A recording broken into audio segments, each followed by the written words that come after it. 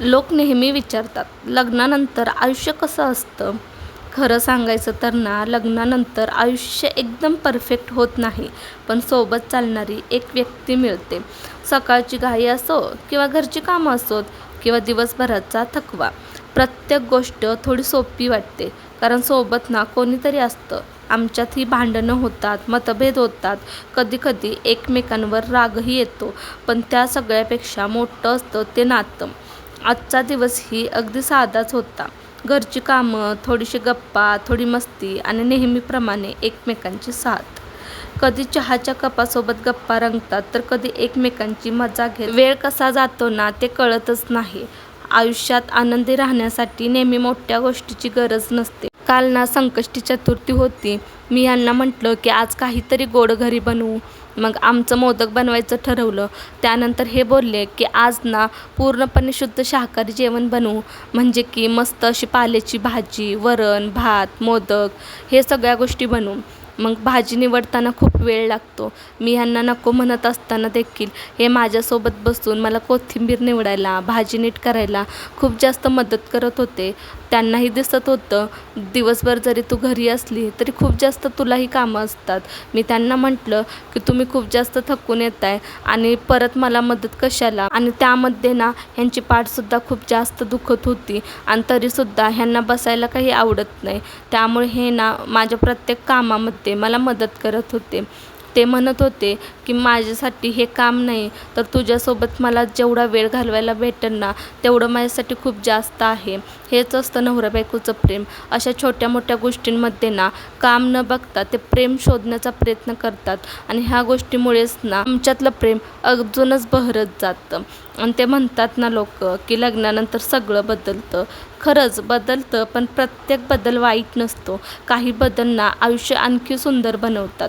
दोन वेगवेगळ्या स्वभावाच्या, वेगवेगळ्या सवयीचे लोक जेव्हा एकत्र राहायला लागतात ना, तेव्हा सुरुवातीला खूप गोष्टी नवीन असतात. काही मतभेद होतात, तर कधी न बोलताही एकमेकांच्या मनातलं समजतं. आमचंही अगदी तसंच आहे.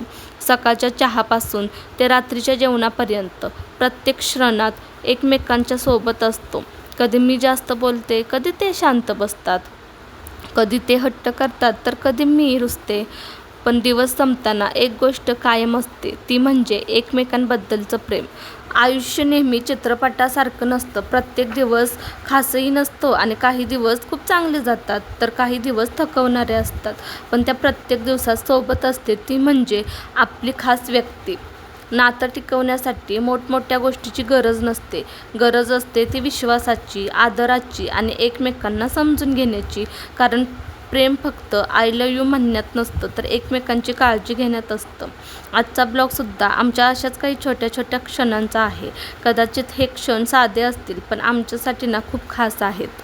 कधी-कधी ना एकत्र बसून जेवण करणं, एकमेकांची काळजी घेणं आणि दिवसाच्या शेवटी आजचा दिवस कसा गेला एवढं विचारणंही पुरेसं असतं. सोशल मीडियावर ना सगळ्यांचं आयुष्य खूप सुंदर दिसतं, पण खरं आयुष्य हे अशाच छोट्या-छोट्या क्षणांनी बनलेलं असतं. आमच्याकडे काही खास नाही, पण एकमेकांसाठी वेळ आहे, प्रेम आहे आणि एकमेकांना समजून घेण्याचा प्रयत्न आहे. कदाचित ना हाच एक सुंदर नात्याचा पाया असतो. म्हणूनच ना हा आजचा छोटासा ब्लॉग आमच्या रोजच्या आयुष्यातील काही साधे क्षण तुमच्यासोबत मी शेअर करण्याचा प्रयत्न करते. तुम्हालाही अशा छोट्या छोट्या क्षणांमध्ये आनंद सापडत असेल ना, तर हा ब्लॉग शेवटपर्यंत नक्की बघा आणि तुमच्या जोडीदाराला हा ब्लॉग नक्की शेअर करा. प्रेम मोठ्या शब्दांमध्ये नाही, तर रोजच्या छोट्या छोट्या काळजीमध्येच दिसतं.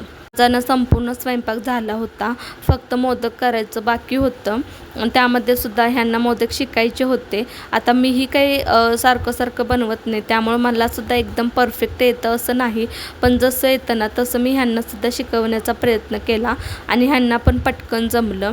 आमच्या अहोंना ना प्रत्येक गोष्ट शिकण्याची खूप जास्त इच्छा असते आणि त्यांची एक सवय आहे, ते कोणतीही गोष्ट शिकल्याशिवाय मग माघारी हटत नाहीत. त्यामुळे मी त्यांना किती सांगत होते की तुम्हाला जमलं तर बरं, तुम्ही शांत जाऊन बसा.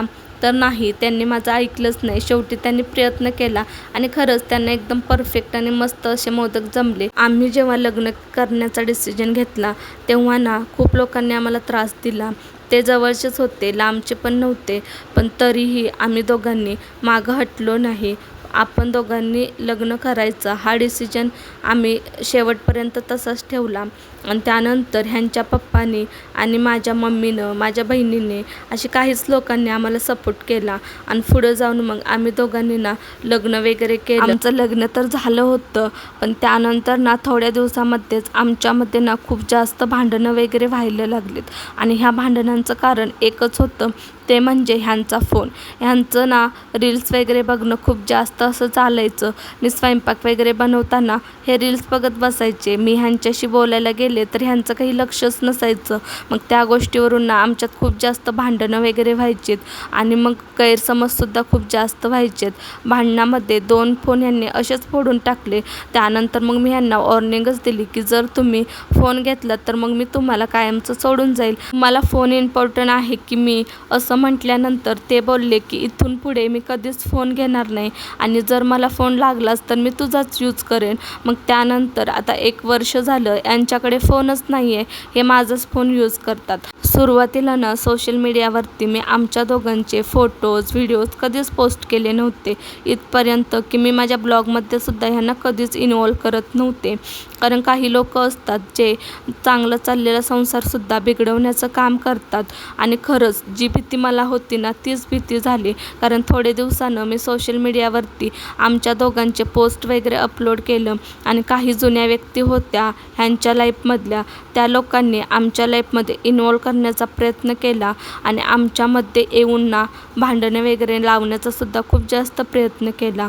आणि म्हणूनच मला असं वाटतं की प्रत्येक कपल्सने दोघांमधले वाद किंवा दोघांमधल्या गोष्टी दोघांमध्येच ठेवायला पाहिजेत. तिसरी व्यक्तीला जर आपल्या लाईफमध्ये इन्व्हॉल्व करण्याचा प्रयत्न केला तर आपलं आयुष्य बरबाद होऊ शकतं. आपलं चांगलं चाललेला सुखी संसारसुद्धा मोडू शकतो. त्यामुळे ना आपलं काही असो, जो पास्ट असेल तो विसरून ना आपल्या फ्युचरमध्ये आपण एकमेकांसोबत व्यवस्थित आणि चांगलं राहिलं पाहिजे.